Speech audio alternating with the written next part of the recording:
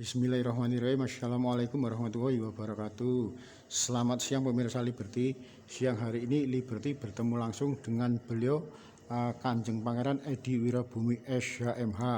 Kali ini akan menyoal masalah alun-alun lor dan kidul Keraton Kasunanan Surakarta Hadiningrat. Kanjeng, kalau masalah alun-alun lor dan kidul itu sebenarnya nantinya itu mau dipasang rumput atau pasir dari Laut Kidul. Terima kasih. Dulu ada yang mimpi berkeinginan taruh pasir dari Laut Selatan. Lalu mimpi itu kemudian diikuti dengan studi mikro arkeologis untuk menggali di titik-titik itu apakah memang ditemukan pasir dari laut.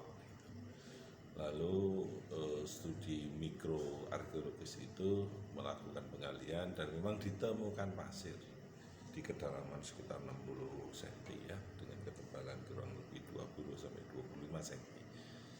Tapi pasir itu setelah diuji kemudian terbukti itu bukan pasir laut, tapi adalah pasir dari sedimentasi sungai begitu.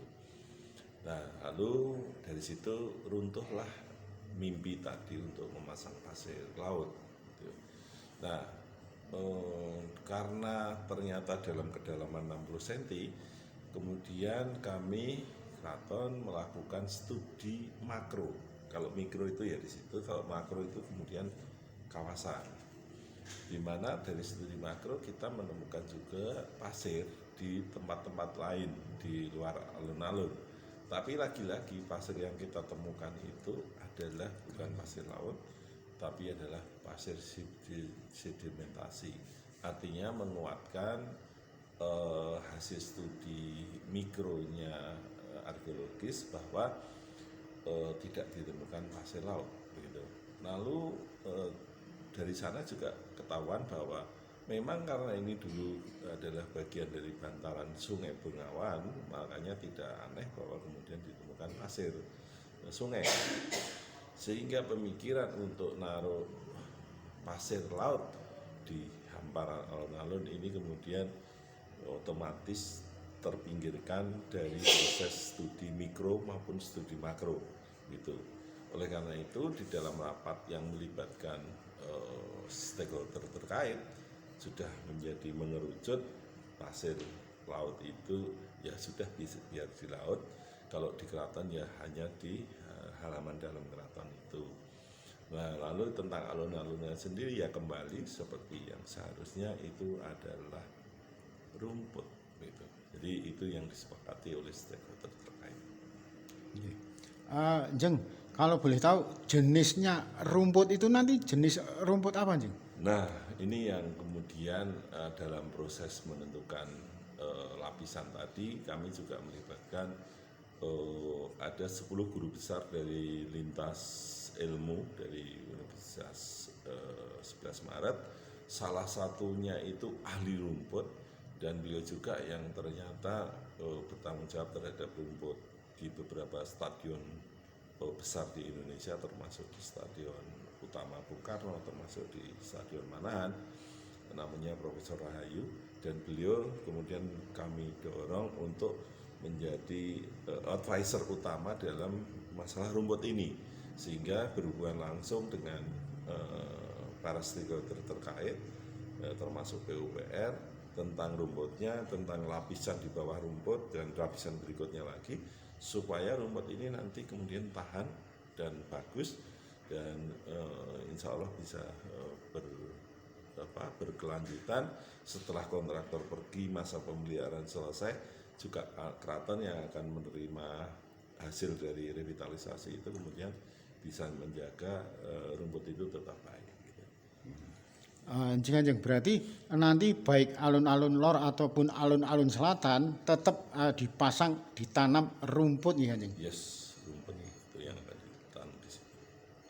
Jeng, mungkin sedikit menyimpang, Jeng. Artinya kalau di alun-alun lor itu pedagangnya, kaki limanya itu tidak begitu resah. Tapi kalau yang di alun-alun kidul itu banyak yang resah takutnya nanti kalau misalnya sudah selesai dari revitalisasi, apa masih boleh tinggal di situ? Tinggal itu bukan tempat tinggal, tapi untuk berdagang kita siapkan tempat shelter untuk berdagang. Dengan catatan juga harus nurut dengan tim pengelola, karena memang tujuan revitalisasi itu selain membuat alun-alun ini lebih indah, pedagang bisa jualan, tapi tetap harus bersih, harus nyaman, jualannya baik, bahkan akan kita bantu sampai tata pembayarannya cashless ya, jadi tidak lagi menggunakan uang tunai tapi dengan kris dan seterusnya, sehingga memudahkan pembeli maupun juga memudahkan pedagang. Dan yang penting harus nurut, tertib. Yang tidak mau nurut, tidak tertib, ya tidak usah di situ. Linjeng, terlepas dari studi yang dilakukan, studi mikro dan makro tadi, kira-kira kekurangan dalam menggunakan pasir apa sih untuk alun-alun? Saya rasa yang sangat sederhana temuannya, bahwa memang di situ tidak ada alasan arkeologis untuk memasang pasir laut di situ. Dan ada contoh kan yang dilakukan di sebelah di Keraton Jogja, alun-alun yang dipasang sekarang dengan pasir laut. Pedagang-pedagang yang ada di sekitarnya itu sekarang mereka kesusahan. Ya. Anjing, selain revitalisasi alun-alun lor dan kidul, mungkin nanti berkelanjutan enggak, karena di situ sayang banget Jinjing kalau alun-alun kidul dengan megahnya, sementara ada 2 gerbang kereta peninggalan Sinuhun Pakubuwono X sepertinya mangkrak, juga termasuk Siti Hinggil Kidul, Jeng. Apa nanti ada revitalisasi juga nih? Ya, jadi memang ada rencana untuk penanganan alun-alun, maksud saya Hinggil Kidul, termasuk gerbong kereta itu dua-duanya dengan sumber dana yang berbeda. Tapi kalau misalnya alokasi itu dari pemerintah masih belum jelas, kami siap untuk melakukan sendiri, seperti juga kami lakukan di Sasono Mulyo sekarang, dan insya Allah akan kami lakukan juga di tempat-tempat lain. Gitu. Maksudnya sendiri itu gimana? Sumber dana sendiri, jadi kami insya Allah juga bisa lah mencarikan sumber dana yang lain kalau dari pemerintah masih belum jelas. Tapi setahu saya sudah ada perencanaan dari Dinas Tata Kota Kota Surakarta, sumber dananya kalau saya tidak salah juga dari bantuan Uni Emirat ya gitu. Dari luar negeri. Ya. Mungkin ada sedikit saran Kanjeng terhadap nanti mereka selesai revitalisasi baik alun-alun lor dan kidul, mereka yang pelaku pedagang kuliner ataupun yang lainnya, nah itu Kanjeng ada saran nggak? Sarannya nanti koordinasi yang baik dengan tim pengelola yang memang juga nanti akan ditata dengan lebih tertib gitu. Jadi pengelola sendiri yang tidak tertib ya tidak akan jadi ikut di dalam tim pengelola. Lalu pedagang yang akan kita tampung apapun kan juga ada batasnya, ada batasan jumlahnya. Tentu yang selama ini sudah di situ dan terbukti patuh dan taat itu akan menjadi prioritas utama.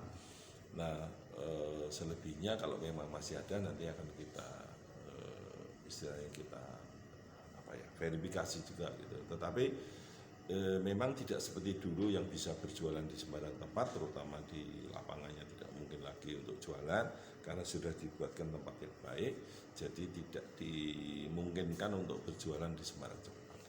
Kanjeng, mungkin ada semacam penertiban posisi nih, artinya gini ya, Jeng. Karena di Tugu Thomas Warsa itu, nah itu sudah dibatasi pagar besi, tapi masih dipakai untuk nyantolkan ini mereka yang kuliner itu, terus termasuk meriam lah. Mereka mungkin nggak tahu tentang heritage. Nah nanti Ya, perlu ditertibkan, Jeng. Oh pasti perlu. Jadi kita sudah canangkan memang perlu penertiban, lalu perlu perubahan perilaku, perilaku pedagang, perilaku pembeli, perilaku pengelola, semuanya semua menuju ke suasana yang lebih baik, lebih tertib, lebih indah. Karena apa gunanya di dalam jadi baik kalau kemudian tidak tertib. Jadi kita akan mengikuti perkembangan yang ada juga di wilayah kota Solo yang lain yang mudah-mudahan menuju kepada hal yang baik. Kanjeng sedikit, kalau masalah parkir lah nanti apa masih tetap di alun-alun lor Kanjeng? Ya tidak bisa. Jadi memang kemarin kesepakatan stakeholder parkir itu tidak dimungkinkan lagi di dalam alun-alun karena selain akan merusak rumput dan kondisi yang ada juga merusak pemandangan. Jadi memang parkir ini akan dialokasikan ke tempat-tempat parkir yang masih dimungkinkan. Mungkin dipasang begitu Kanjeng? Sebagian untuk bis-bis besar di pasang. Terima kasih Kanjeng. Ya.